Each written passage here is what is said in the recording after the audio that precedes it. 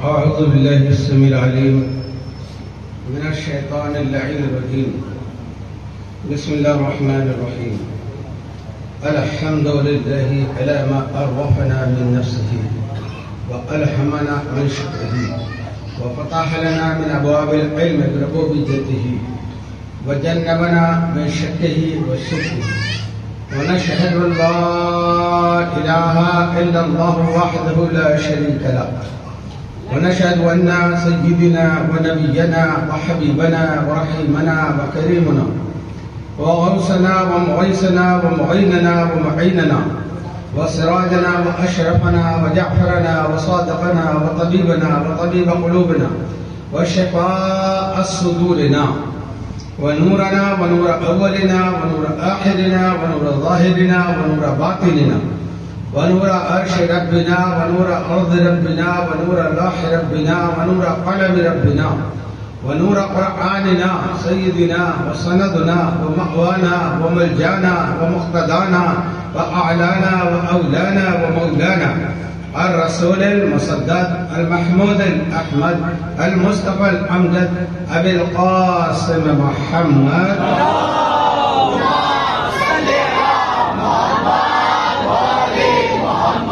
اللهم صل وسلم على سيدنا مولانا محمد الذي كان عليا في الدرجات وفاطما في تطهيرات وحسنا في صفات وشهيدا في تجليات وزين العابدين بعبادات وبقرا في العلم الأولين والآخرين بمعلومات وصادقا في الأقوال وقادما في جميع أهوال ومتمكنا في مقام رضا وجوادا كفر عند لقاء وهاديا إلى سبيل النجاة وعسكريا مع الغضاة ومهديا إلى طريق اليقين والنجاة. صلوات اللهم صل على محمد وآل محمد وعجل فرج. ولعنة الله على أعداء محمد وآل محمد من الأولين والآخرين من يومنا هذا إلى يوم الدين. أما بعد، قال الله تبارك وتعالى في القرآن المجيد والفرقان الحميد: وأعوذ بالله السميع العليم من الشيطان اللعين الرجيم. بسم الله الرحمن الرحيم. عن اليمين عن الشمال عزين أيطمع كل امرئ منهم أن يدخل جنة نعيم كلا إنا خلقناهم مما يعلمون. صلوات اللهم صل على محمد وآل محمد وعجل فرج. من علينا ربنا إذ بعث محمدا أيده بعيده أيدنا بأحمدا أرسله مبشرا أرسله ممجدا صلوا عليه دائما صلوا عليه سرمدا. گریاں غم سبتے شہ دولاک میں ہونا، گریاں غم سبتے شہ دولاک میں ہونا. اہل بیت کے غم میں رونا، یہ جو آنسو ہے یہ کیا ہے؟ یہ عزاداری، یہ ایام غم، رسول و آل رسول کی شہادت جو ہم مناتے ہیں، یہ غم کیا ہے؟ یہ آنسو کیا ہے؟ یہ آنسو نہیں ہے، یہ دفتر عیسیاں کا دھونا ہے. یہ ہر قطرہ شب تاریک لحد کا نور ہے. ہم کوئی بیوقوف قوم نہیں ہے، ہم اندھی عقیدت نہیں رکھتے، ہم کسی کے صرف کہنے پر کچھ نہیں کرتے، ہم وہ کرتے ہیں جو اللہ و رسول نے فرمایا ہے.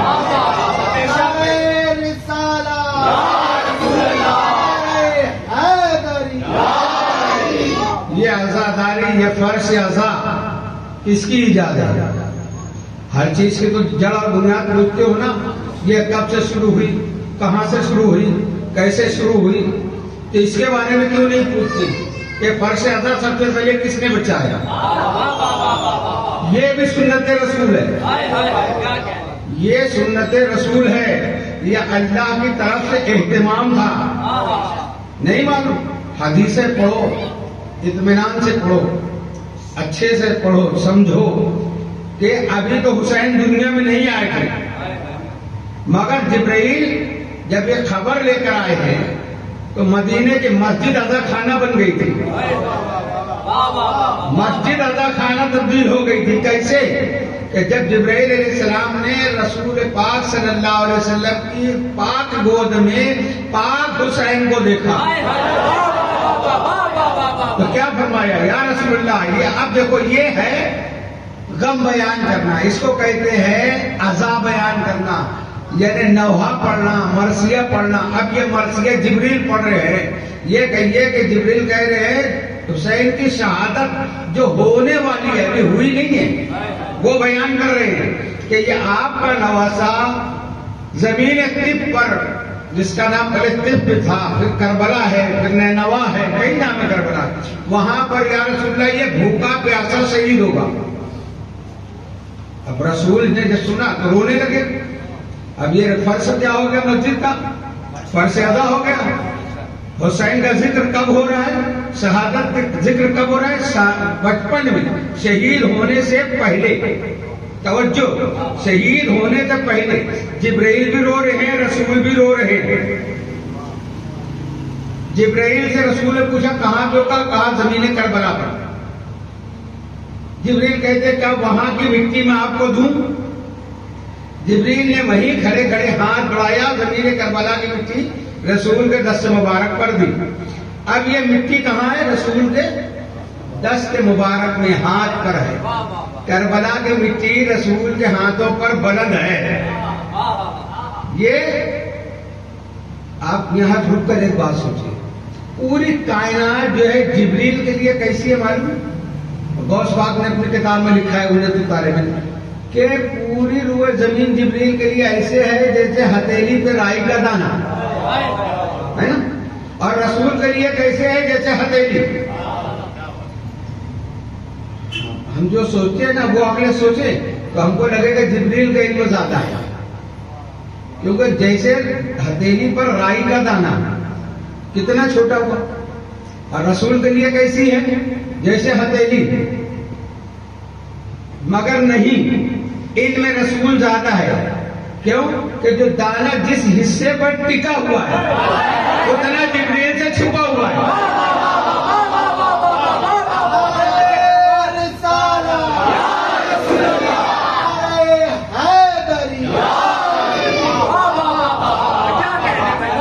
تو جب رسول کا علم زیادہ ہے پھر جبریل کیوں لے جاتے؟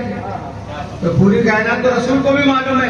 جبریل کھڑے کھڑے یہ کہتے زمین کربلا پر طب پر نینوا میں یہ بچہ شہید ہوگا، رسول بھی دیکھ رہے ہیں پوری کائنات۔ مگر یہی تو بات ہے، یہ ہمارے لیے جواب پیدا کرنا ہے کہ وہاں سے مٹی کا جبریل کا لانا، رسول کے ہاتھوں پر رکھنا، رسول کو اس کو بلند کر کے دیکھنا، پھر رونا، یہ سب دلیل پیدا ہو رہی ہے کہ ذکر حسین کے لیے کربلا سے نسبت وہ کوئی چیز سامنے ہونا چاہیے۔ مطلب یہ سب سے پہلی تعزیہ ہے جو رسول اٹھائے ہیں۔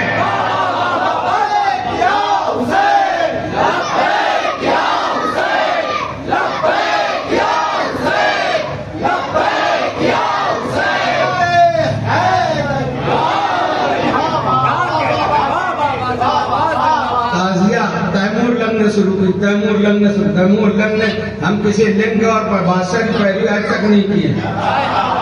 ہمارا بادشاہ مولا علی ہے، ہمارا بادشاہ رسول ہے، ہمارا بادشاہ خواجہ ہے۔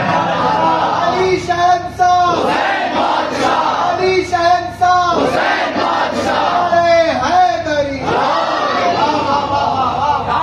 ہم درہم و دینار والے بادشاہوں کے پیچھے نہیں جاتے۔ ہمارے بادشاہ وہ ہیں جو کونین کے تاجدار ہیں، کونین پہ جن کی حکومت ہے۔ ایسے ہی میرے خواجہ نے نہیں کہا شاہ تو ہوتا ہے، بادشاہ تو حسین۔ یہ وہ بادشاہ ہیں جن کی حکومت کونین پہ ہوتی ہے۔ تو بات ہماری ہے کہ رسول نے یہ جو اٹھائی یہ سب سے پہلی تعزیہ ہے۔ تعزیہ کا مطلب کیا ہے پہلے سمجھو۔ تعزیہ عزا سے بنا ہے۔ عزا یعنی غم، جو غم کو یاد دلا دے، وہ شے، وہ ذکر، وہ چیز۔ تو معلوم ہوا حسین کا غم منانے کے لیے حسین کی نسبت سے کوئی چیز ہمارے سامنے رکھنا یہ سنت رسول ہے۔ اچھا ابھی تو حسین کہتے ہیں کہ ہم یہ تعزیہ یہ روزہ بن گیا تو روزے کی شکل ہے، جب تو میدان تھا تو جبرائیل نے مٹی دی، مگر ابھی اس میں حسین کا خون شامل نہیں ہوا تھا۔ ہم احترام کرتے ہیں نا خاک شفا کا کہ یہ یہاں پر شہادت گاہ کی یہ مٹی ہے، خون آل رسول اس میں شامل ہے، تو ہم بوسہ دیتے ہیں، مگر دیکھیے ابھی خون شامل بھی نہیں ہوا۔ 50 سال بعد شہادت ہونے والی ہے، مگر نسبت ہو گئی حسین سے۔ ہم نسبت تو مانتے ہیں نا، سنی ہے نا، نسبت کے دیکھیے رسول نے اس نسبت سے اس مٹی کو بلند کیا ہوا ہے۔ اچھا ذکر ہونے کے بعد پھینک نہیں دیا، ام سلمہ کو دیا کہ اس کو احترام سے رکھنا، یعنی معلوم ہے جو چیز رسول سے نسبت ہو جائے پھر اس کا احترام کیا جاتا ہے۔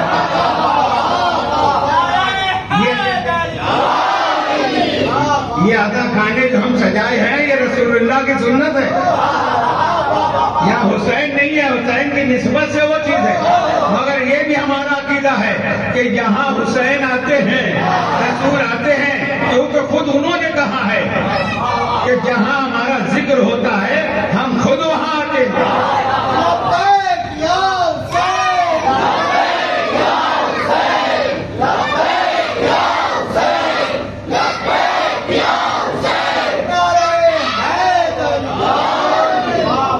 تو عزیزان محترم یہ عزا کھانے جو ہیں یہ غریب نواز کی دین ہے جو ہم کو صحیح اسلام پہنچایا ہے۔ لوگ کہتے ہیں بہت بڑے بڑے صحابی اور نبی اور لوگ پہلے آئے ہندوستان میں، مگر سمجھ لیے جو دین لے کے آئے نا، دین، وہ دین جو ان دین عند اللہ الاسلام، اللہ کے رسول، وہ دین میرے خواجہ لے کے آئے ہیں، وہ چہرہ میرے خواجہ لے کے آئے ہیں، وہ نور میرے خواجہ لے کے آئے ہیں۔ اور بھی آئے کہاں چلے گئے، مگر خواجہ ڈھاکہ سے لاہور تک چلے، لوگ چہرہ دیکھ کے کلمہ پڑھا۔ 90 لاکھ لوگوں نے جو کلمہ پڑھا ہے یہ کیسے پڑھا ہے کہ خواجہ کی صورت میں جو حسینی نور جھلک رہا ہے۔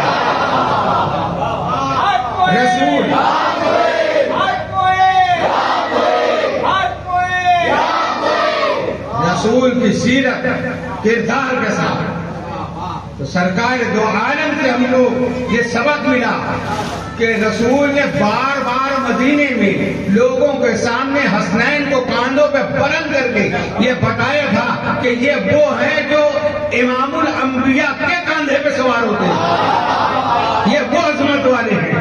حسنین کا مرتبہ رسول بتا رہے ہیں، کہنے والے نے کہا بھی کہ کتنی اچھی سواری ہے، رسول نے کہا نہیں سواری نہیں، سوار کا تو کرنا، یعنی ان کی آنکھ سے پردہ ہٹایا کہ توجہ ادھر دو جس کو میں نے بلند کیا ہے۔ آج مولوی بن گئے ہیں، بوڑھے ہو گئے، مگر سمجھ میں نہیں آتا کہ جو سوار ہے وہ بلند ہوتا ہے یا جو سواری ہے وہ بلند ہوتی ہے۔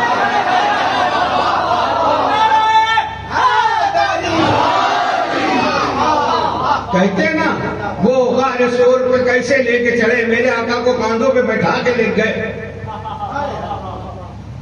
سوار اور سواری، رسول کا سوار ہونا الگ ہے۔ رسول بیٹھے، رسول تو روڈ پہ بھی بیٹھے، گھوڑوں پہ بھی بیٹھے، گدھے پہ بھی بیٹھے، تو سواری نہیں رکھی جاتی۔ اور دلیل قرآن سے ہے، جناب سلیمان علیہ السلام جب گزر رہے تھے تو چونٹیوں کے سردار نے آواز دی تھی نا، یا جو نمر خلو مساکنکم، اے میری قوم بلوں میں چلی جاؤ۔ پورا واقعہ نہیں آپ کے ذہن میں آ گیا نا واقعہ۔ جناب سلیمان علیہ السلام نے اس سردار کو اپنے ہتھیلی پہ بلند کیا اور کہا کہ تو نے کیسے کہا کہ سلیمان کا لشکر کچل نہ دے؟ تو کہا یا نبی اللہ میں نے اس لیے کہا کہ آپ کے لاؤ لشکر کو دیکھ کر میری قوم عبادت سے غافل ہو جاتے ہیں، سمجھے؟ اس لیے میں نے کہا یہ بتا نبی ظالم ہوتا ہے یا نہیں؟ نبی ظالم نہیں ہوتا۔ پھر یہ بتا کہ ابھی پوری روئے پہ زمین پر کون افضل ہے، تو ہے یا میں ہوں؟ دیکھیے سلیمان نے سوال کیا کیا، ابھی روئے زمین پر وقت کے لحاظ سے ابھی افضل کون ہے؟ چونٹیوں کے سردار نے جواب دیا وقت کے لحاظ سے میں افضل ہوں۔ کیا کہتی ہے؟ میں افضل ہوں۔ کہا کیسے؟ کہا اس لیے کہ پوری روئے زمین پر آپ اللہ کے نبی ہیں، آپ افضل ہیں، اور میں افضل کے ہاتھوں پر بلند ہوں۔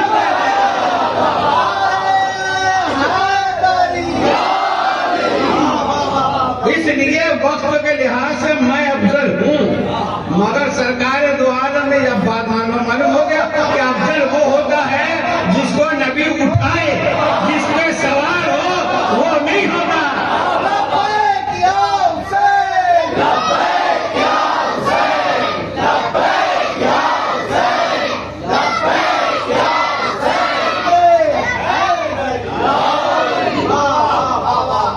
رسول پاک نے جس کو اٹھایا ہے، اب تم جا کے پڑھو کس کس کو اٹھایا۔ ہم کو یہ نہیں دیکھنا ہے کہ رسول کس کس پر سوار ہوئے،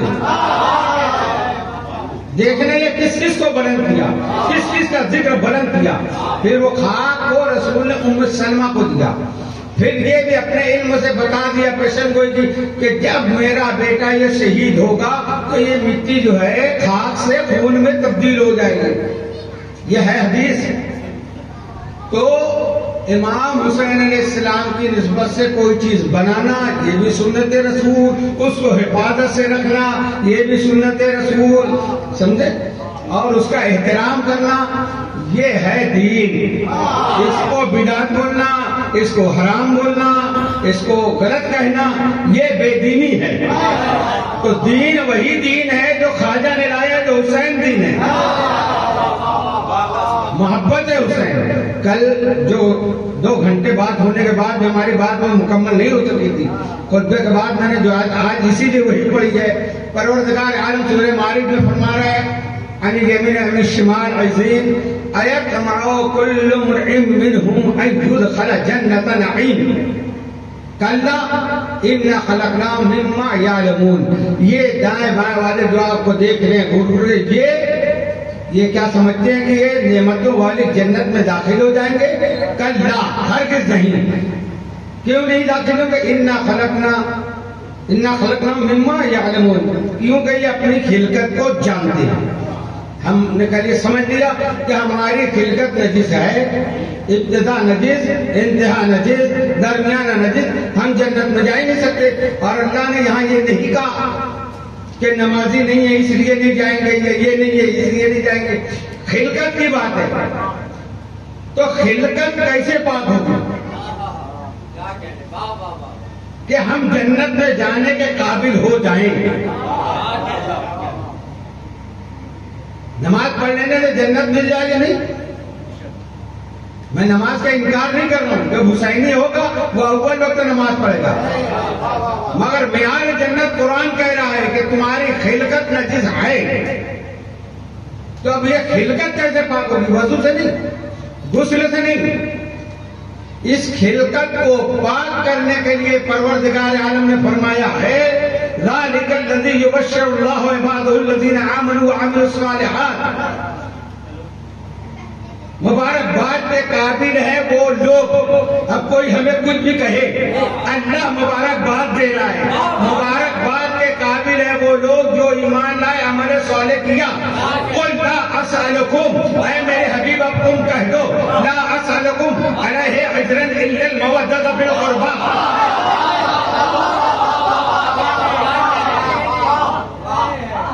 قرآن کی یہ واحد آیت ہے جس میں 2 متکلم ہیں، بولنے والے 2 ہیں۔ ذالک الذی سے اللہ نے کہا، ذالک الذی یبشر اللہ عبادہ الذین آمنوا وعملوا الصالحات، مبارکباد دے دو میرے حبیب ان کو جو ایمان لائے، عمل صالح کیا۔ اب عمل صالح کیا کیا؟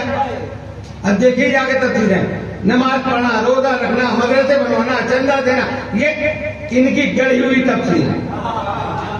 ارے قرآن آگے بیان کر رہا ہے نا، تم کیوں بول رہے ہو؟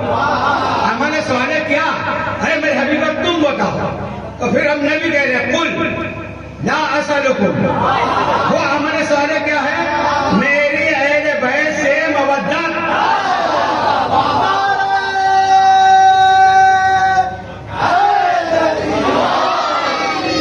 ان سے جب مودت کرو گے، پھر اللہ یہاں سے کہہ رہا ہے، اب یہ نبی نے بتا دیا لا اسألکم علیہ اجرا الا المودۃ فی القربى، اب اللہ کا فرما رہے ومن یقترف حسنۃ نزد لہ فیہا حسنا۔ آیت پوری پڑھو، حدیث بھی پوری پڑھا کرو تاکہ بات کلیئر ہو۔ ومن یقترف حسنۃ، اور اللہ فرما رہا ہے جو یہ نیکی لائے گا، کون سی؟ مودت اہل بیت والے، حسنۃ نزد لہ فیہا حسنا، میں اس کی نیکیاں بڑھا دوں گا،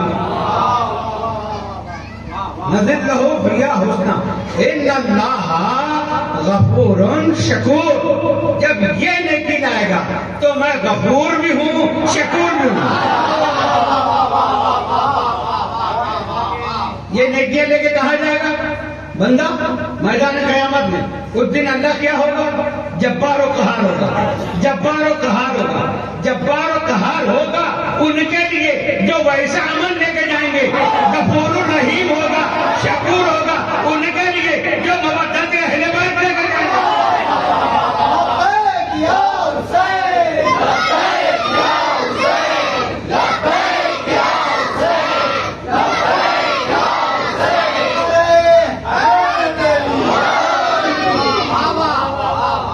اس کی تفصیل میں ابھی میں نہیں جاتا۔ حسنۃ نزد لہ فیہا حسنا، یہ ایک نیکی، یہ ایک نیکی جو لائے گا۔ اب اس کو اور قرآن کی تفسیر قرآن کی آیت کرتی ہے، سورہ نمل میں پھر اللہ فرماتا ہے بسم اللہ الرحمن الرحیم من جاء بالحسنۃ فلہ خیر منہا ومن فزع یومئذ آمنون۔ من جاء، جو لائے گا، بالحسنہ، وہ نیکی، ایک نیکی، ایک نیکی، حسنہ ہے، جمع کا سیکنڈ نہیں ہے، من جاء بالحسنہ فلہ خیر منہا، تو پھر قیامت کے دن وہ کامیاب ہوگا اور وہ امن والوں میں ہوگا۔ بالحسنہ خیر، من جاء بالحسنہ خیر، ایک نیکی لے کے آئے گا، آمنون، وہ امن والوں میں ہوگا۔ تو معلوم ہوا قیامت میں کچھ لوگ ہولناکی میں ہوں گے، کچھ امن میں ہوں گے، کچھ پسینے میں ڈوبے ہوں گے، کچھ دسترخوان پر کھانا پینا مشروبات میں مصروف ہوں گے، کچھ لوگ نفسی کے عالم میں ہوں گے، کچھ اطمینان کے عالم میں ہوں گے۔ تو میدان محشر کا مقصد سمجھ میں آیا، ہم چاہتے ہیں کہ قیامت جلدی آئے۔ قیامت کا ظہور کا مقصد ہی کیا ہے اللہ کا؟ کہ وجہ قیامت ہے فاطمہ زہرا،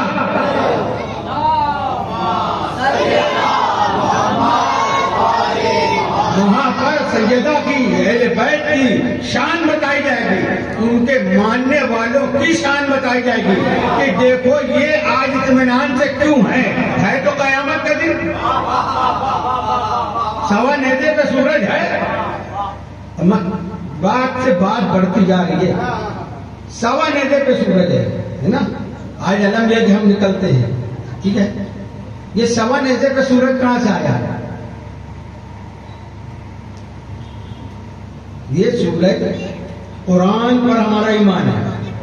قرآن کیا کہہ رہا ہے؟ بسم اللہ الرحمن الرحیم، اذا الشمس کورت، اذا الشمس کورت واذا النجوم انکدرت واذا الجبال سیرت۔ سورج جب قیامت آئے گی، قیامت آنے کے ہی منظر میں قرآن یہ بیان کر رہے ہیں اذا الشمس کورت واذا النجوم انکدرت واذا الجبال سیرت، سورج لپیٹ دیا جائے گا، ستارے ٹوٹ کے گر جائیں گے، یہ پہاڑ ہوا کی طرح، روئی کی گالے کی طرح ہوا میں اڑ جائیں گے، اس کو کہتے ہیں قیامت. تو قیامت آنے کے ہی پس منظر میں تو سورج ختم، چاند ختم، زمین لپیٹ دی گئی، سورج جو ہے لپیٹ دیا گیا، ستارے ٹوٹ گئے، پہاڑ ختم ہو گئے، پھر قیامت آئے گی. اب جب قیامت آئے تو سورج کہاں سے آئے گا؟ سوال. سورج تو پہلے ہی ختم ہو گیا. یا پھر یہ کوئی آیت سے بتاؤ یا حدیث سے کہ اللہ مانتے ہیں من اللہ علی کل شیء قدیر، اللہ شے قدیر ہے، مگر یہ بتاؤ کہ کیا اللہ دوسرا سورج پیدا کرے گا، خلق کرے گا کہ وہ سورج آئے گا؟ نہیں، یہ بھی نہیں ملتا. پھر بولتے تو سبھی ہیں کہ قیامت کے سوا نیزے پہ سورج ہوگا، سوا نیزے پہ سورج ہوگا، اسی گرمی سے پسینے پسینے ہو جائیں گے سب لوگ. اب کوئی وہاں کام نہیں آئے گا. ارے جب ماں باپ نہیں کام آئیں گے تو پھر تم کس پہ تکیے لگا کے بیٹھے ہو جس کو نذرانہ دیتے ہو؟ وہ آئے گا کام. کوئی قیامت میں جب نفسا نفسی میں ہوگا، اچھے اچھے انبیاء پناہ ڈھونڈیں گے ہمارے حضور کی.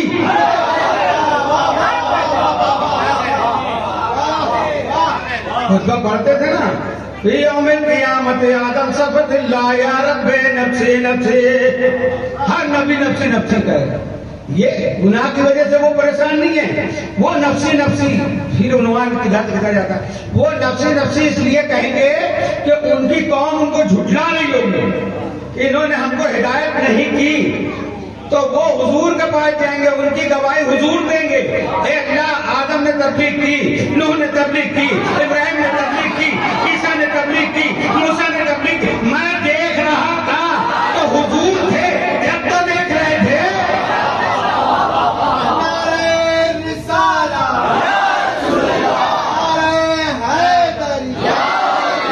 یہاں وہ بات ہو جائے جب سارے انبیاء کی گواہی حضور دیں گے تو حضور نے کہا جو جو کام بنی اسرائیل نے کیا وہ میری امت بھی کرے گی.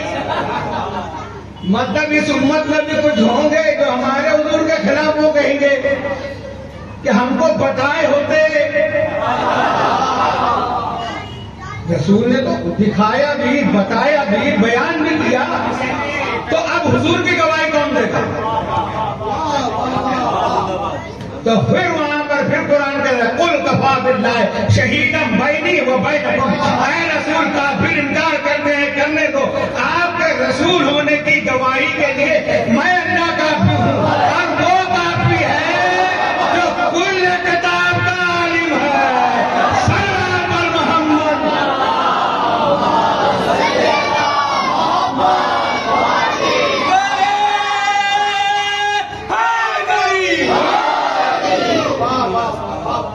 خیر، سوا نیزے پہ سورج ہوگا، سورج ختم ہو گیا. پھر یہاں میدان قیامت میں سورج آیا کہاں سے؟ تو سرکار عالم فرماتے ہیں قیامت کا دن ہوگا تو اللہ رب العالمین کی طرف سے مجھ کو پرچم ملے گا. اس کا نام ہے لیوا. لیوا کہتے ہیں عربی میں، ہم ہندی اردو میں پرچم کہتے ہیں. لیوا حمد ملے گا. جب مجھ کو وہ علم ملے گا تو وہ علم رسول کسی کو دیں گے.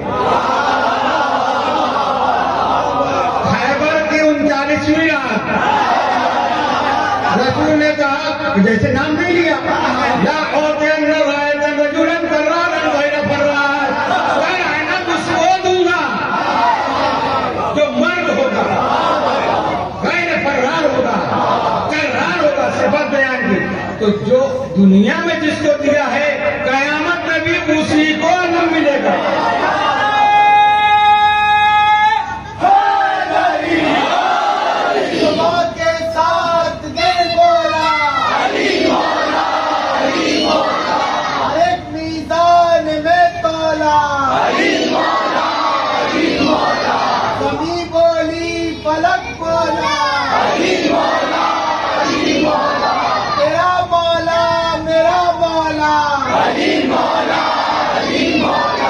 علی مولا، علی مولا، علی مولا، علی مولا، ارے حیدری. وہ علم جو مولا کائنات کے ہاتھوں میں آئے گا تو سرکار فرماتے وہ علم کی یہ شان ہے کہ جب اس کو مولا کائنات میں کے میدان قیامت میں کھلو گے تو اس کے ایک طرف سے ٹھنڈک سایہ ہوگا، علم کا سایہ ہوگا، اس سے ٹھنڈک ہوگی، اور اسی سے ایک طرف سے گرمی سورج کی طرح پھیلے گی۔ وہی علم ٹھنڈک بھی دے گا، وہی سورج کی طرح تڑپائے گا بھی، گرمائے گا بھی۔ سوا نیزہ اس پہ غور کرو، سوا نیزہ یہ جو ہم لیتے ہیں نا، یہ جو ہوتا ہے نیزہ، اس کے اوپر اس کا پاؤ حصہ جس پہ پرچم ہوتا ہے، اس کو کہتے ہیں سوا نیزہ۔ سوا نیزے پر سورج ہوگا، اور جب ان کو گرمی سے جلیں گے تو یہ سمجھیں گے سورج ہے۔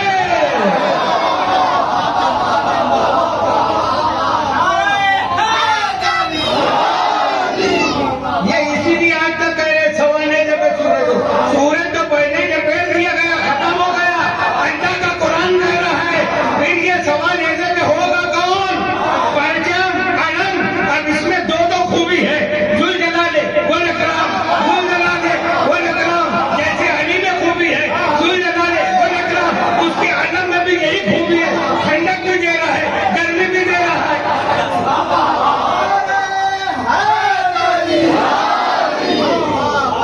تو آج جو علم کے سائے میں عقیدہ سے آئیں گے، کل بھی علم کے سائے میں رہیں گے، اور آج جو علم سے جلتے ہیں کل بھی علم سے ہی جلیں گے۔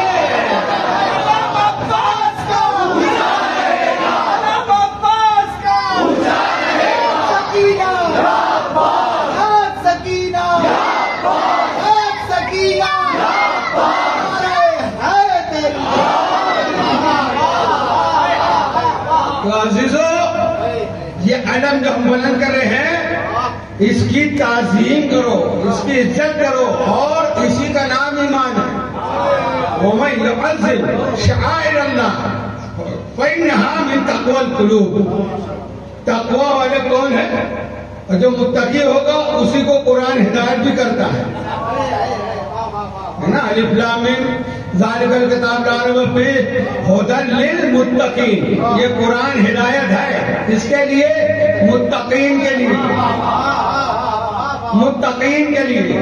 تو متقی تقوی کیا ہے؟ جو تقوی اختیار کرے وہ متقی۔ اب یہ تقوی اپنے ذات سے، اپنے خیال سے، اپنے نفس سے بنا کے رکھے ہیں۔ ہوٹل میں چائے نہیں پینا تقوی، کھانا کا نہیں کھانا یہ تقوی، مال حرام کھا رہے ہو دسترخوان پہ، فلاں کی چائے نہیں پیئیں گے، فلاں کا کھانا نہیں کھائیں گے۔ فجر کو گھر میں سوئے پڑے ہیں، ریلوے اسٹیشن پہ بڑی فکر ہے نماز پڑھنے۔ لوگ دیکھیں کہ یہ کتنے متقی ہیں، یہ تقوی نہیں۔ اللہ نے کہا وَمَن يُعَظِّمْ شَعَائِرَ اللَّهِ، متقی وہ ہے جو میری نشانیوں کی تعظیم کرتا ہے۔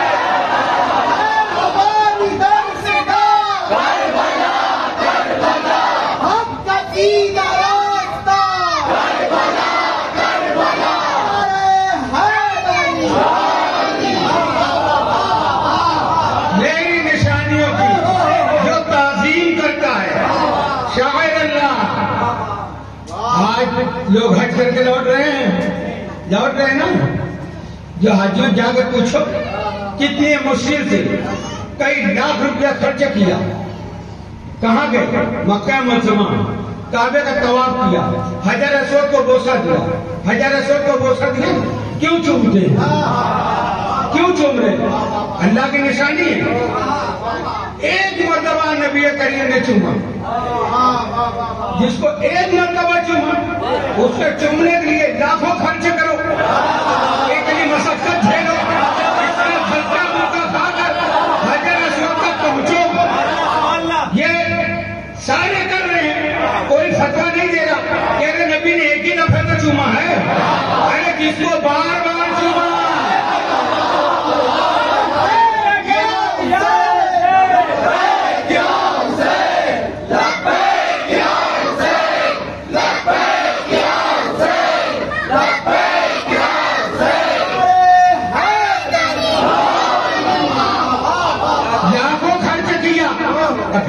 کے لیے.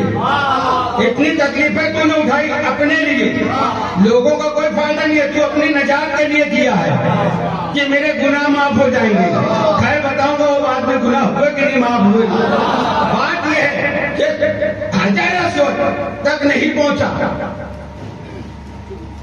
نہیں طاقت تھی, بھیڑ بہت تھی, تو کیا کیا, دور سے اس کو استلام کہتے ہیں, یہ اپنے ہاتھوں کو اٹھایا, اس کی طرف رخ کیا اور چوم لیا. یہی حکم ہے. اس کو چومنا وہ کہہ رہا ہے میں نے حجر اسود کو چوما. ارے یہ وہ ہاتھ جو دنیا بھر کے گناہ کر چکے ہیں, یہ گناہ گار ہاتھوں کو تو حجر اسود سمجھ کے چوما. شریعت کہتی ہے ہاں تو نے حجر اسود کو ہی بوسا دیا. یہ پاک, یہ حلال کمائی سے بنایا ہوا روزہ, یہ حسین کی نسبت سے ہم کربلا نہیں پہنچ سکے. یہ کربلا یہاں ہے, حسین یہاں سے ہے. اس کو چومنا روزے حسین کو چومنا ہے, اس کو چومنا خود پائے حسین کو چومنا ہے. زندگی بھر یا حسین, زندگی بھر یا حسین, زندگی بھر یا حسین,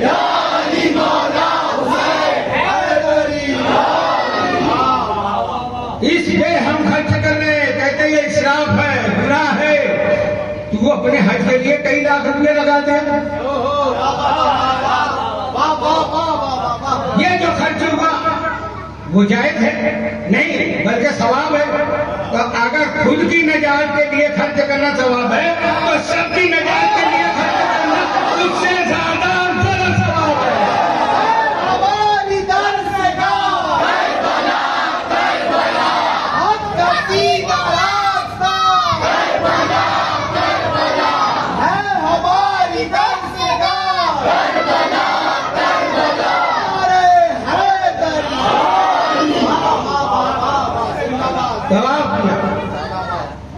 طواف کر رہا ہے, حجر اسود کو بوسا اور سبیل پی رہا ہے.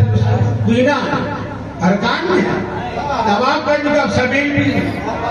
یہ سبیل اسماعیل ہے, یہاں سبیل پہ فتوے, وہاں سبیل پی بھی رہا ہے, لے کے بھی آ رہا ہے.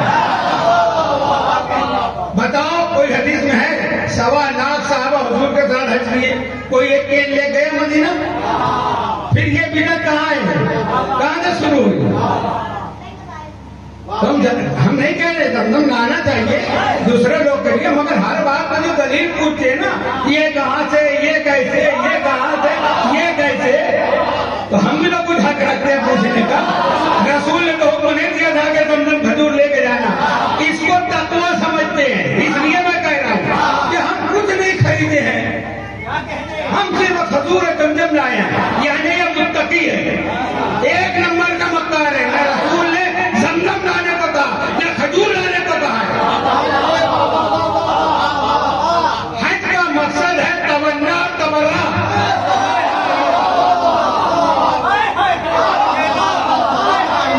حج جو عبادت ہے نا, اس میں کھلم کھلا عملی طور سے تمنا ہے اور تبرہ ہے. نماز پڑھی, کیا پڑھا اندر اندر کس کو معلوم ہے نا. رکن اسلام ہے, نماز تم نے پڑھی, کیا تمہارا عقیدہ ہے کس کو معلوم. روزہ رکھا, وہ بھی خاموشی میں رہا, کس کو معلوم. زکات بھی خاموشی تھی, کس کو معلوم. تو روزہ, نماز, زکات یہ پتہ نہیں چلا. اللہ نے کہا میں نے مال دیا ہے نا, اب تو کھلم کھلا عملی طور سے بتا تمنا کیا ہے, تمنا کیا ہے. اب آ میرے دربار میں, تمنا کو پیش کر, اب اس گھر کا طواف کر. یہ کہتے تو ہیں اللہ کا گھر, اللہ کا گھر, مگر ہے گھر کس کا.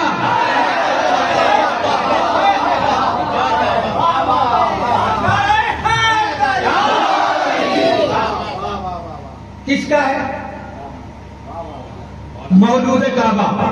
کہتے ہوں اللہ نے آدم کو کیا بنایا, کیا بنایا, خلیفہ. انی جاعل فی الارض خلیفہ. خلیفہ کا مطلب ہے خلف, پیچھے. تو اس کے آگے کوئی نبی ہونا چاہیے، تو اس نبی کا خلیفہ ہوا نا، خلیفہ سے بنا ہے خلیفہ، تو کس کا خلیفہ؟ تو اس وقت تو کون تھا؟ کون تھا؟ رسول تھے ہمارے حضور، تو ہمارے حضور اس وقت نبی تھے۔ کنت نبیوں آدم و بین الماء والطین، آدم ابھی پانی اور مٹی کے درمیان تھے، اس وقت بھی میں نبی تھا، بلکہ باربعۃ عشر الف عام، اس سے 14,000 سال پہلے میں نبی تھا، تو اس نبی کے خلیفہ آدم وہاں نبوت کا خلیفہ بنے نا، سمجھنا یہ بات، وہاں نبوت کا خلیفہ، تو اس خلیفہ کا یہ مقام اور مرتبہ ہے کہ اللہ نے تمام ملائکہ کو اس کے سامنے جھکایا۔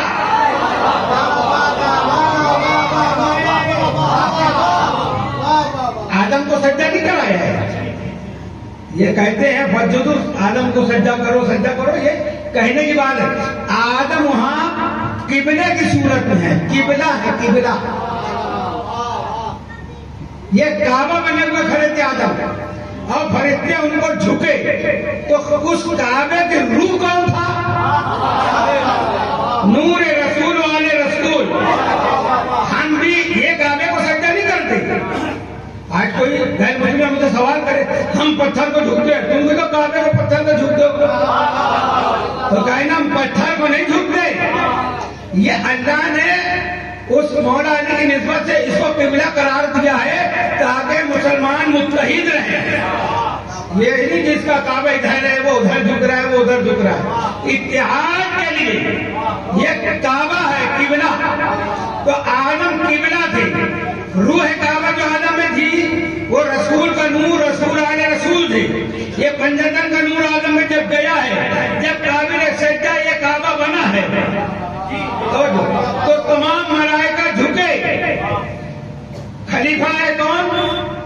نبوت کا، ہمارے حضور نبی تھے نا، تو ابھی یہ نبوت کا خلیفہ ہے، اور نبوت سے بڑا مقام ہے رسالت، مقام رسالت، نبوت سے بڑا مقام ہے مقام رسالت۔ جب وہاں تھے تو نبی تھے، رسول نے ارسال کرنا، بھیجنا، بھیجے گئے، لقد جاءکم رسول، رسول کو میں نے بھیجا۔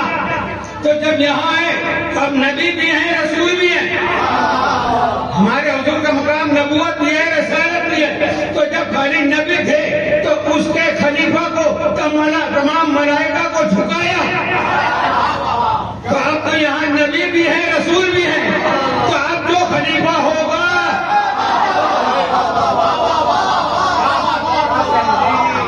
یا اللہ، تو ملائکہ نے سجدہ کیا وہاں، اب یہاں تو اس سے بلند مقام ہے ہمارے حضور کا، نبی بھی ہے رسول بھی ہے، نبوت بھی ہے رسالت بھی ہے، تو اب رسالت کا جو خلیفہ ہوگا، اللہ نے کہا میں یہاں ملائکہ کو جھکایا ہوں، اب یہاں اسی خلیفہ آدم کو اس کعبے کے سامنے جھکاؤں گا جہاں رسالت کا خلیفہ جلوہ ہوگا۔ علی علی علی علی علی علی، جدھر جدھر ہوا چلی، علی علی علی علی، نگر نگر گلی گلی، علی علی علی علی، حسنین کا بابا، علی علی، زہرا کا شوہر، علی علی، زینب کا بابا، علی علی، اکبر کا دادا، علی علی، اصغر کا دادا، علی علی، وقت بہت بڑا، تو رسالت و نبوت کا جو مقام آئے رسول کا روح زمین پر، تو اللہ نے آدم سے لے کے عیسیٰ تک اور قیامت تک ہر ایک کو اس طرف جھکا رہا ہے، اور لوگ جھک رہے ہیں۔ اللہ کا گھر سمجھ کے، اللہ جس میں رکھتے ہی نہیں تو اللہ کا گھر کو کہتے ہیں، تو اللہ کے مظہر نے 3 دن اس میں قیام کر کے اس کو مانند بیت اللہ بنایا، اللہ کا گھر بنا دیا۔ یہ کس کا احسان ہے؟ یہ کس کا احسان ہے؟ ہے. 8 ذی الحج کو جب لوگ مینا کی طرف جا رہے تھے نا، کعبے کی چھت پہ کھڑے ہو گئے. علمدار کربلا مولا عباس علیہ السلام نے خطبہ دیا تھا، اور حسین علیہ السلام کے کہنے پر عباس تم خطبہ دو. کعبے کی چھت پہ چڑھایا. کعبے کی چھت خطبہ نہیں، پوری ایک بات. کھڑے ہوتے ہی مولا عباس نے کیا کہا؟ او حاجیوں، وہ اس گھر کا چکر لگانے والوں، کافروں، فاجروں. یعنی اگر کوئی اہل بیت کو نہیں مانتا اور چکر لگا رہا ہے تو اس کا چکر بیکار ہے. میں تو حرم میں بیٹھے بیٹھے نظارہ دیکھتا ہوں کہ مولا عباس نے کیسے کہا ہوگا. آج بھی تو وہ لوگ چکر لگا رہے ہیں. دل میں ہے بغض علی، دل میں ہے بغض علی اور بیت مولا کا طواف. دل میں ہے بغض علی اور بیت مولا کا طواف. کعبہ خود چکر میں ہے، یہ لوگ بھی چکر میں ہے.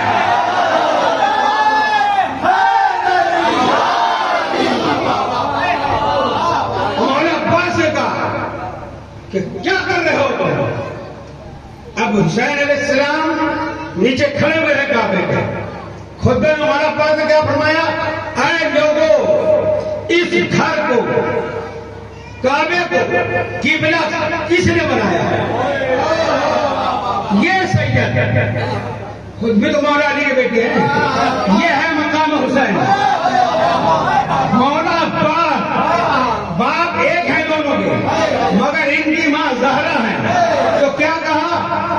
اس سید کے بابا کے قدم کی وجہ سے کعبہ قبلہ بنا ہے. تم کس کا طواف کر رہے ہو؟ اس کو چھوڑ کر یہ طواف جہنم میں لے جائے گا. اس کا طواف کرو جس کو کعبہ طواف کرتا ہے. تو عزیزو، کعبہ کی عظمت مولا عباس نے بتائی کہ علی کے قدموں کی وجہ سے کعبہ قبلہ بنا ہے. مشکی لباس کعبہ، مشکی مرزا غالب کہتے ہیں رحمت اللہ علیہ، مشکی لباس کعبہ علی کے قدم سے جانا. اسی خطبے کا ترجمہ ہے. مشکی لباس کعبہ علی کے قدم سے جان. نافع زمین ہے کہ یہ نافع غزال ہے؟ کعبہ اس لیے کعبہ ہے کہ مولا علی کے قدموں کی برکت کی وجہ سے. یہ مولوی چکر میں ڈالتا ہے نا، اس لیے غالب نے کہا کہ یہ کہتے زمین کی ناف ہے. ناف سینٹر میں ہوتی ہے نا، تو اس لیے اللہ نے یہ سینٹر میں بنایا ہے تاکہ چاروں طرف سے لوگ اس کے اوپر نماز پڑھیں، جھکیں. نہیں، ڈائریکٹ کہنا نہیں یہ زمین کی ناف ہے، نہیں، اس کی وجہ سے نہیں. یہ ناف غزال ہے جس کی وجہ سے اس کی خوشبو ہے، برکت ہے. غزال کے ناف میں مشک ہوتا ہے، تو یہ اس مشک کی وجہ سے نہیں، جو کچھ ہے علی کے قدموں کی وجہ سے.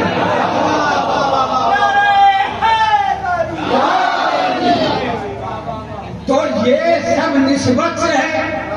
اللہ وہاں ہے نہیں، رہتا نہیں، جسم والا نہیں ہے، مگر اس نے اپنے مظہر کو وہاں ظاہر کر کے نسبت اپنی طرف دی کہ وجہ اللہ اس لیے آیا تو یہ بیت اللہ بنا. وجہ اللہ کے آنے سے یہ بیت اللہ ہے. پھر طواف کیا، اس کا زمزم کیا، سبیل کیا. صفا مروہ کیا ہے؟ یہ بھی اللہ کی نشانی ہے. ان الصفا والمروہ من شعائر اللہ. جو میری نشانیوں کی تعظیم کرے. تو صفا مروہ یہ آج دوڑ رہے ہیں. یہ ان سے پوچھو، یہ کہہ رہے ہیں 3 دن غم منانا چاہیے. میت کا غم 3 دن. میت کا غم تفسیر نہیں، ابھی وقت نہیں، میں بتاؤں. میت کا غم 3 دن. صحیح ہے؟ صحیح کہتے ہیں؟ صحیح ہے. یہ روایت ہے، حدیث ہے کہ میت کا غم 3 دن. تو میت کا نام ہے میت کا وہ میت جو 3 دن بعد جب کھودو تو کچھ نہ ملے. اس لیے میت کو کہتے ہیں جلدی دفن کر. سنت ہے، حضور کا حکم ہے. کیوں ہے یہ نہیں بتا رہے کہ بہت بڑا پیر ہے، بہت بڑا مولوی ہے، رکھو نا 3 دن. ایسے ہی ساری حقیقت کھل جائے گی، بدبو کرنے لگے گا، پیٹ بھر جائے گا۔ اس لیے نبی دیکھو کتنے غفور الرحیم ہے نبی بھی، کیسے تمہاری عزت رکھنے حکم دے گے کہ اس کا راز نہ کھل جائے، جلدی دفن کر دو۔ یہ رؤوف الرحیم رسول کا فرمان ہے تاکہ اس کا راز پاس نہ ہو جائے، کتنا پہنچا ہوا تھا، کتنا متقی تھا۔ اور 3 دن کا مطلب ہے کہ 3 دن تک ہے اس کے اندر، پھر ختم۔ یہ اس میت کے لیے 3 دن کا حکم ہے جو 3 دن میں سڑ جائے گل جائے، ان کا کم 3 ہی دن ہے، وہ ہمارے باپ بھائی کیوں نہ ہو، مگر وہ جو کربلا کے میدان میں 40 دن تک کا بغیر گور و کفن پڑے رہے اور بدبو کے بجائے ان کی خوشبو ساری کائنات میں پھیلتی رہی۔ زمین کربلا پر فاطمہ کے پھول بکھرے، زمین کربلا پر فاطمہ کے پھول بکھرے ہیں، شہیدوں کی یہ خوشبو ہے کہ سب جنگل مہکتا ہے۔ کیوں؟ یہ وہ ہے جن کا غم تا قیامت ہے، جن کے ولادت سے پہلے، ولادت کے بعد نبی روئے، ولادت کے بعد رسول میدان کربلا میں پہنچ کے روئے۔ ام سلمہ کی روایت موجود ہے نا کہ دیکھا کہ پیالہ ہے حضور کے ہاتھ میں، حضور کی وہ زلفیں جو بغیر کنگھی کیے ہوئے ہمیشہ صحیح ہوتی تھی، آج بکھری ہیں، ان کی بالوں میں کھا کے کربلا ہے۔ ام سلمہ گھبرا کے پوچھتی ہیں یہ کیا ہے؟ کہا آج میرا بیٹا حسین شہید ہو گیا ہے۔ ام سلمہ تمہیں نہیں معلوم وہ بوتل جس میں تم نے مٹی رکھی تھی دیکھو، تو دیکھا تو خاک خون میں تبدیل ہو گئی تھی۔ تو یہ غم پہلے بھی منایا گیا، تمام انبیاء نے منایا، امام الانبیاء نے منایا، اور اس کے بعد انبیاء کے چاہنے والے صحابہ نے منایا، اس کے بعد سے آج تک اولیاء امت نے منایا، اور ہم بھی منا رہے ہیں۔ تو وَمَن يُعَظِّمْ شَعَائِرَ اللَّهِ فَإِنَّهَا مِن تَقْوَى الْقُلُوبِ، اللہ کی یہ نشانیاں ہیں، اس کی تعظیم ہے، یہ وہ نیکی ہے جو قیامت میں قائم آنے والی ہے، جو قبر میں قائم آنے والی ہے، جو قبر کے اندھیرے کو دور کرنے والی ہے، جو حوض کوثر سے کوثر پلانے والی ہے، جو جنت تک لے جانے والی نیکی ہے، وہ ہے محبت اہل بیت۔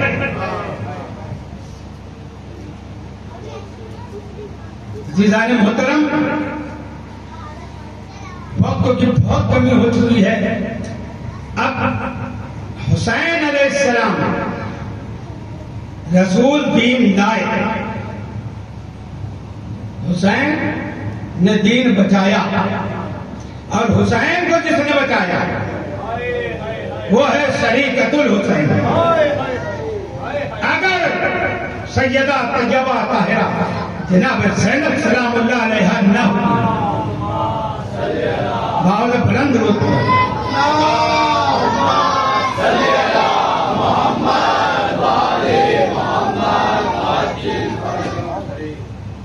یہ نہ ہوتی تو کربلا آج ہمیں نہیں معلوم، یہ وہی ختم ہو جاتی، کہانی بنا دیتے اس کو، کیا بس ایسا ایسا آئے جیسے کہتے ہیں اور تھوڑی دیر میں معاملہ ختم ہو گیا۔ نہیں، یہ ہر دور اسے دیکھنا چاہیے۔ پہلے جلدی جلدی میں فضائل پہلے بیت سیدہ زینب قرآن سے پڑھ دوں آپ سورہ رحمان پڑھتے ہیں، مرج البحرین یلتقیان، مرج البحرین یلتقیان، یہ دو دریا ہیں، دو دریا، مرج البحرین یلتقیان بینہما برزخ لا یبغیان، ان کے درمیان ایک پردہ ہے، یہ ملتے بھی نہیں، ملتے بھی نہیں اور رہتے ہیں۔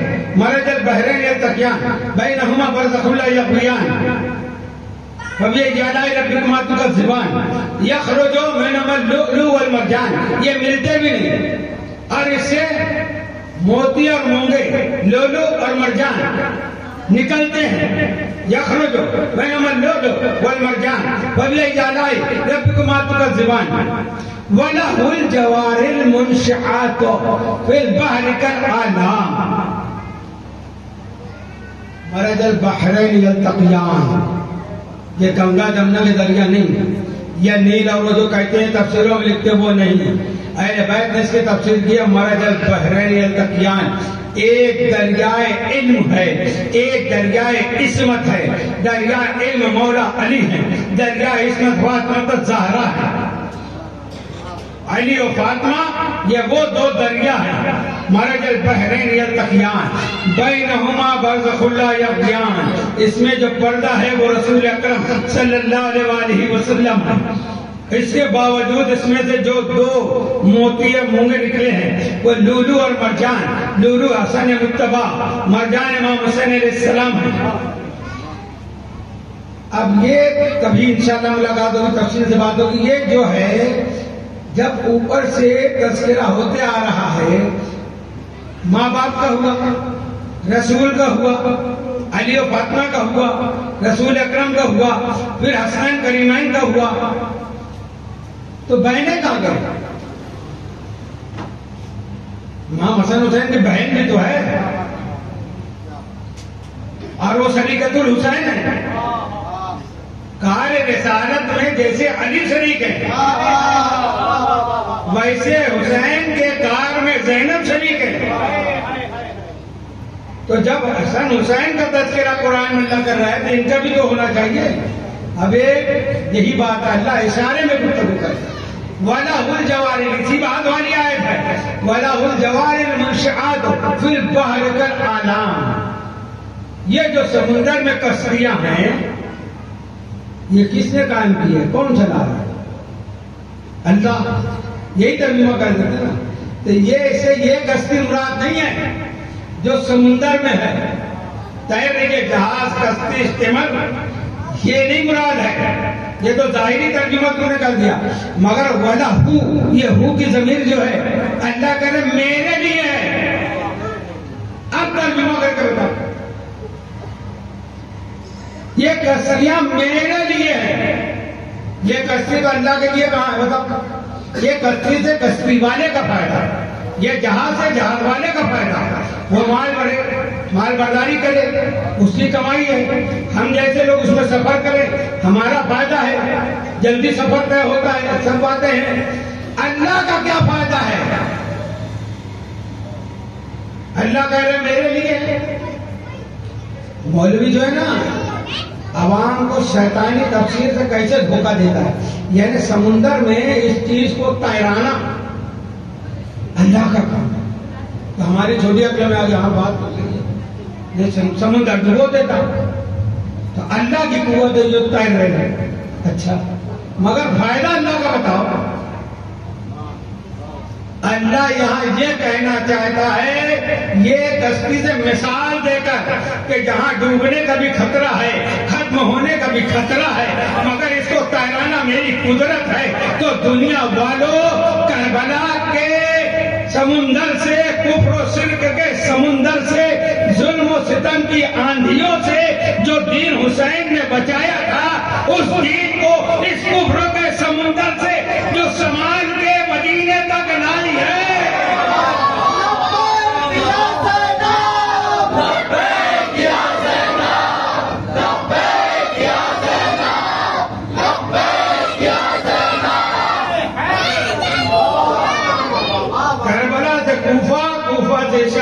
شام سے پھر کربلا، وہاں سے پھر مدینے تک، اور آج تک جو دین محفوظ ہے، آل رسول محفوظ ہے. یہ احسان ہے سیدہ طیبہ زینب ام کلثوم سلام اللہ علیہا کا.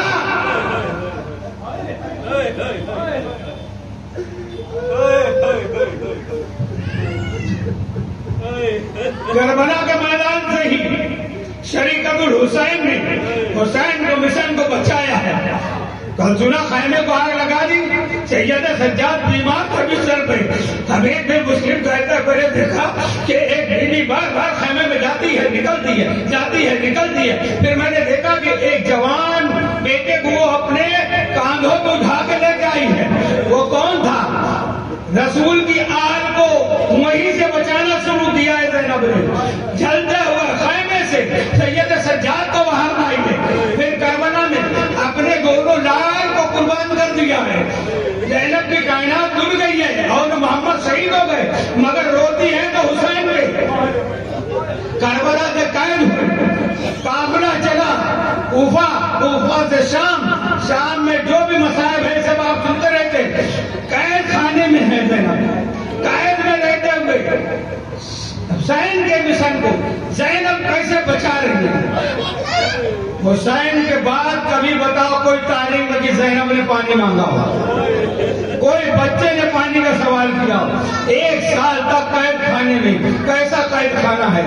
دن کی دھوپ، رات کی اوس. اتنی عمر میں زینب ضعیف ہو گئی، بال سفید ہو گئے. اللہ اللہ کھانا اتنا کم آتا تھا. ایک دن سید سجاد نے دیکھا کہ پھوپھی اماں بیٹھ کے نماز پڑھ رہی ہے. کہا میں کیا وجہ بتاؤں، جو کھانا آتا ہے میں بچوں کو کھلا دیتی ہوں. اب زینب میں طاقت نہیں ہے کہ کھڑو کے نماز پڑھے.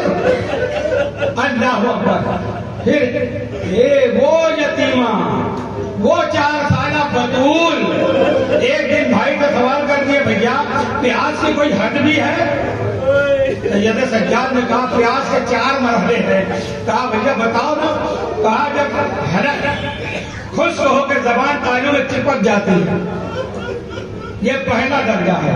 اس کے بعد خون خشک ہوتا ہے، پھر گوشت ہڈیاں چھوڑ دیتا ہے. آخری منزل کیا بھیا؟ کہا ہڈیاں چٹکنے لگتی ہیں. جناب سکینہ نے کہا بھیا میں اس منزل پر ہوں، 4تھی منزل پہ ہوں کہ ہڈیاں میری جواب دینے لگی.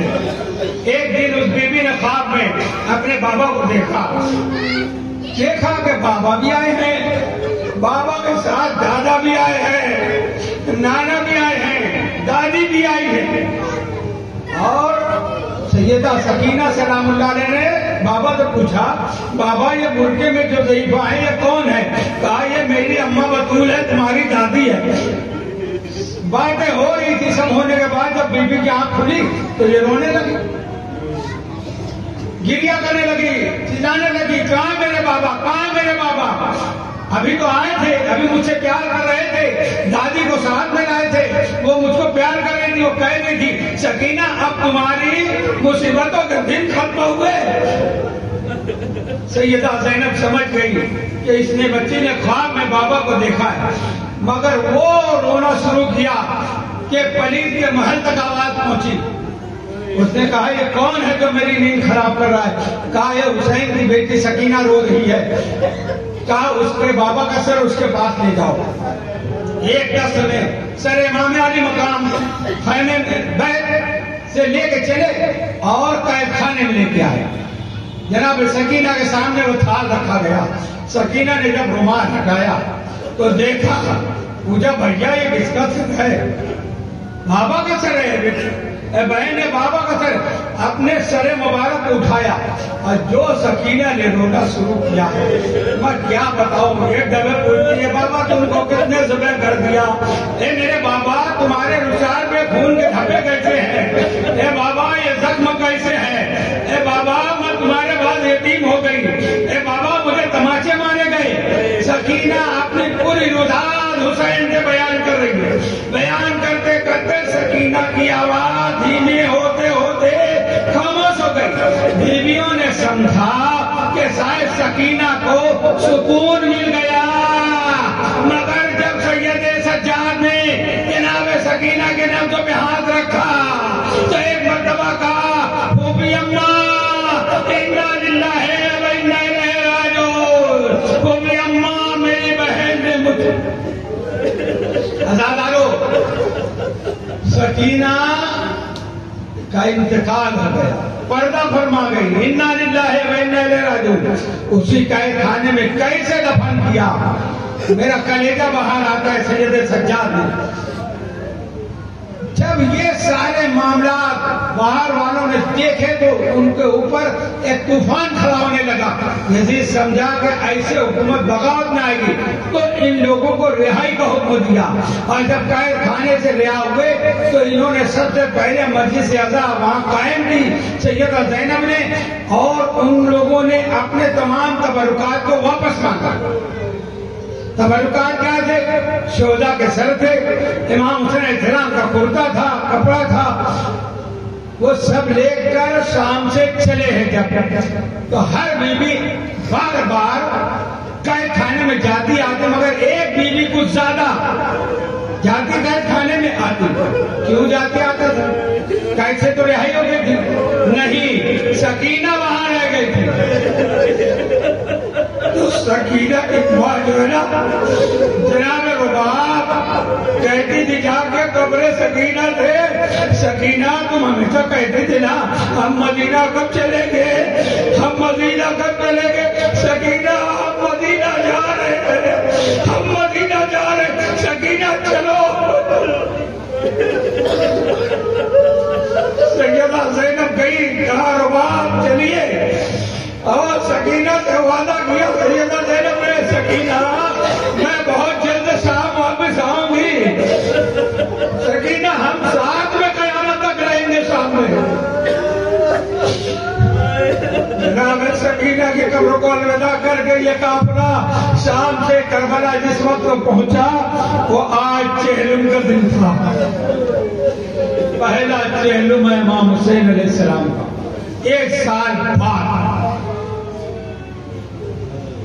جناب جابر بن عبداللہ انصاری صحابی رسول رضی اللہ عنہ, جب ان کو معلوم ہوتا کہ امام حسین شہید ہو گئے تو بہت دنوں سے بیکار تھے کہ کوئی مجھ کو قبر حسین بھی لے جائے.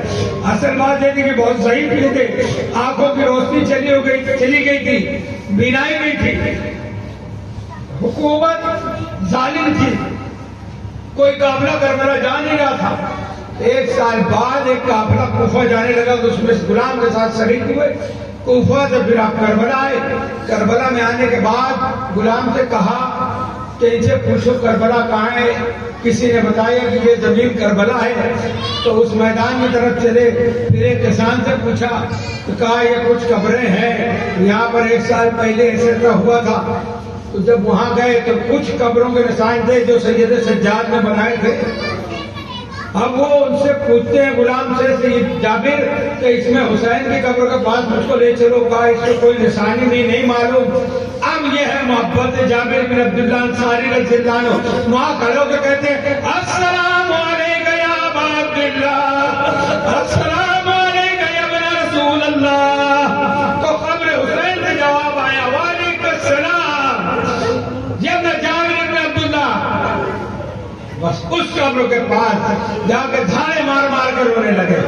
چھپ چھپ کے نہ رو, یہ آنسو ہماری نجات کا ذریعہ ہے, یہ سیدہ کی امانت ہے. اہل بیت کا غم میں کھل کر رونا چاہیے. جابر دھاڑے مار مار کے رو رہے, قبر حسین سے لپٹ گئے. تھوڑی دیر بعد غلام نے کہا آقا لگتا ہے ہمارے یہاں آنے کی خبر کسی نے حکومت کو دے دی ہے, حکومت کی فوج کے سپاہی آ رہے ہیں, آپ کہیں چھپ جاؤ. کہا نہیں, جب یہ شہید ہوگا تو میں بھی ان کی محبت میں مارا جاؤں گا. قبر حسین کو نہیں چھوڑا. مگر جب قافلہ قریب آیا تو غلام نے کہا آقا مگر یہ عجیب قافلہ ہے, اس میں سیاہ پرچم ہے, کالے کالے پرچم ہیں, کالی کالی ہماریاں ہیں. کہا کیا ہے معلوم کرو. جب وہ قریب آیا تو بصیر نے آواز دی. سیدہ سجاد نے کہا دیکھو کوئی قبر حسین کے مرد نظر آ رہا ہے, آواز دو کہ یہ آل رسول آ رہے ہیں, ہٹ جاؤ. جب یہ آواز سنی حضرت جابر کے کنارے کھڑے ہو گئے غلام کے ساتھ. قافلہ آیا, شہزادیاں, کسی نے کہا کہ ہمارے سے اتری اور کسی نے لکھا ہے کہ اپنے آپ کو ہمارے سے گرایا. اب وہ وقت عاشور کو یاد آ گیا, زینب کو اپنے لال یاد آ گئے, کسی کو اپنا بھائی یاد آیا, کسی کو اپنا شوہر یاد آیا. ساری بیویاں ایک ایک قبر سے جا کے اپنے لوگوں سے لپٹ کر رونے لگی. 3 دن تک قیام رہا، مگر بس ایک بات کہہ کے گزر جاتا ہوں کہ سیدہ زینب حسین کے قبر سے لپٹ کے روئی، کہا بھیا آپ کی شرکت کی جو ذمہ داری تھی میں نے پوری کی ہے، دین بھی بچایا ہے، آپ کے مقصد کو لوگوں کو بتایا ہے، مگر بھیا ایک بات ہو گئی، وہ یہ کہ تم نے وصیت کی تھی میری بیٹی سکینہ کی حفاظت کرنا، اس کا خیال رکھنا۔ اے بھیا وہ امانت شام کے قید خانے میں رہ گئی۔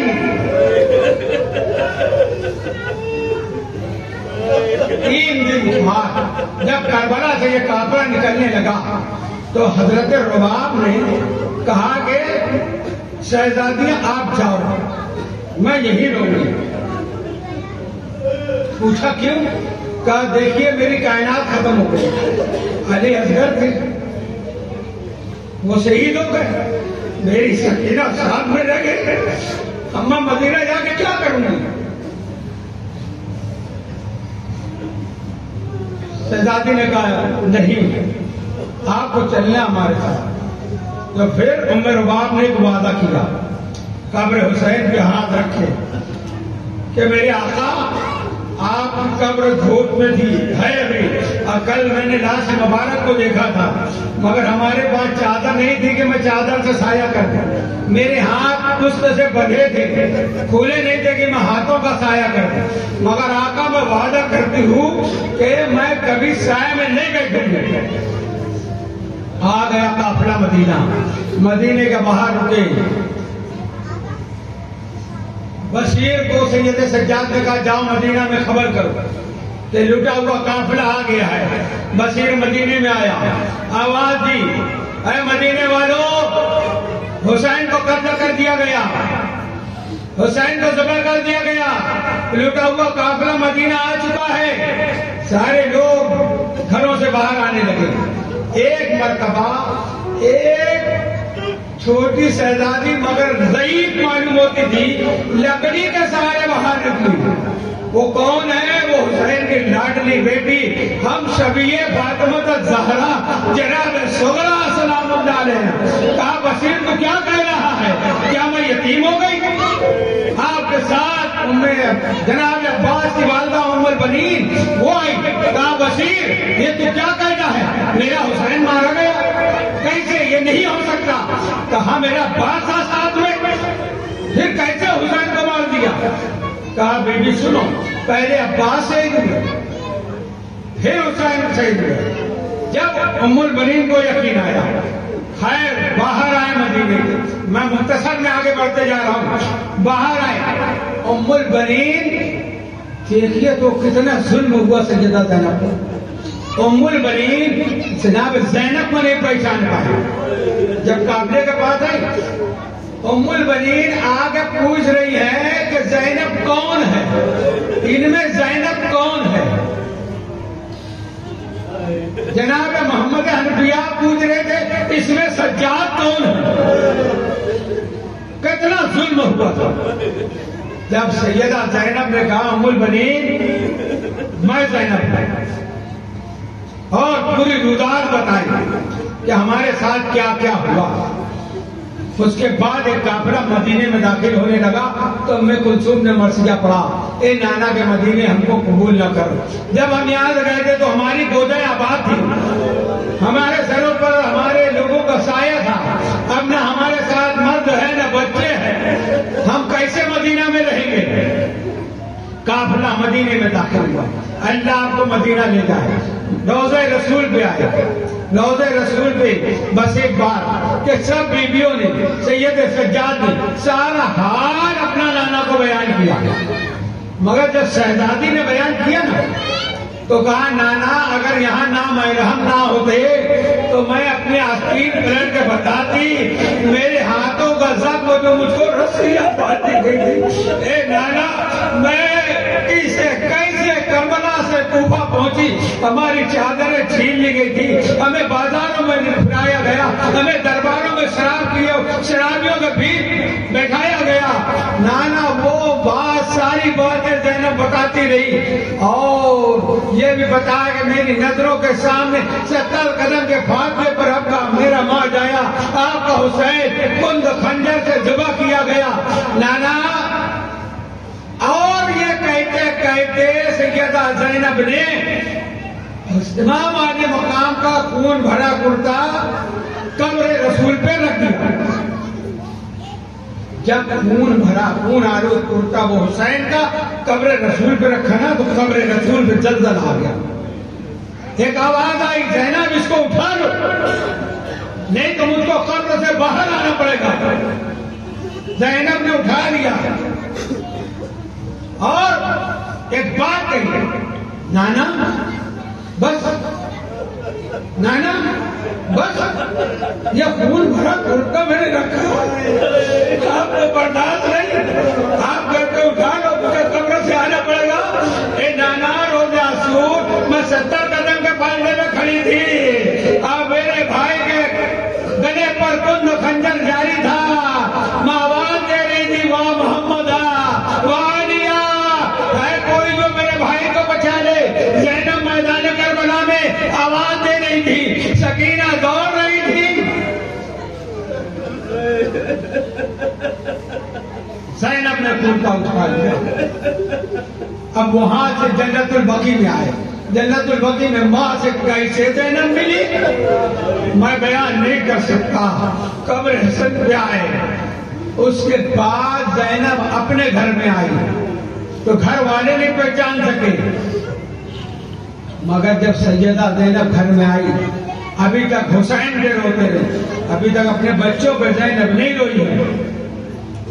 جب چھوٹے چھوٹے کرتے، چھوٹے چھوٹے بستر، وہ ساری نشانیاں اور جو محمد کی دیکھی نا، اب جب نہیں رہ سکا، بند ٹوٹ گیا۔ کیا ہوا کہ جب زینب داخل ہوئی تو چھوٹے چھوٹے بچے بھی آ گئے پیچھے، ان کو معلوم ہوا کہ اون محمد کی ماں آئی ہے، تو آگے پوچھنے لگے کہ آپ آ گئی، ہمارے دوست کہاں ہیں، ہمارے دوست کہاں ہیں۔ اب زینب کھڑے ہو کے کربلا کی طرف رخ کیا اور آواز دیا، اے میرے اون محمد، اے اون محمد، آپ کے دوست آئے ہیں، بتاؤ زینب کیا جواب دے۔ وَسَيَعْلَمُ الَّذِينَ ظَلَمُوا أَيَّ مُنقَلَبٍ يَنقَلِبُونَ۔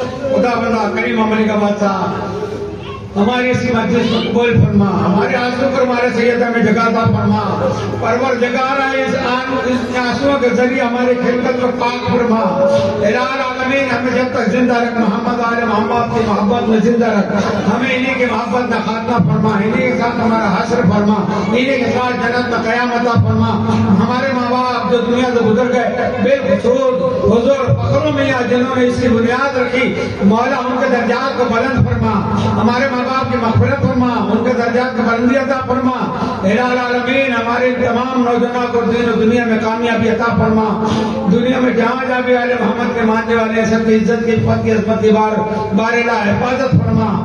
ہم سب کو بار بار مدینہ اور کربلا کی حاضری نصیب فرما۔ اللہم صلی علی محمد و آل محمد وعجل فرجهم، اللہم اعز الاسلام والمسلمین، اللہم العن من ظلم محمد و آل محمد من الاولین والآخرین من یومنا هذا الى یوم الدین۔ ان اللہ وملائکتہ یصلون علی النبی یا ایھا الذین آمنوا صلوا علیہ وسلموا تسلیما۔ اللہم صلی علی محمد و آل محمد وعجل فرجهم واسرنا معهم، ولعنۃ اللہ علی اعداء محمد و آل محمد من الاولین والآخرین من یومنا هذا الى یوم الدین۔ سبحان ربک رب العزة عما یصفون وسلام علی المرسلین والحمد للہ رب العالمین۔ یا حسین، یا حسین۔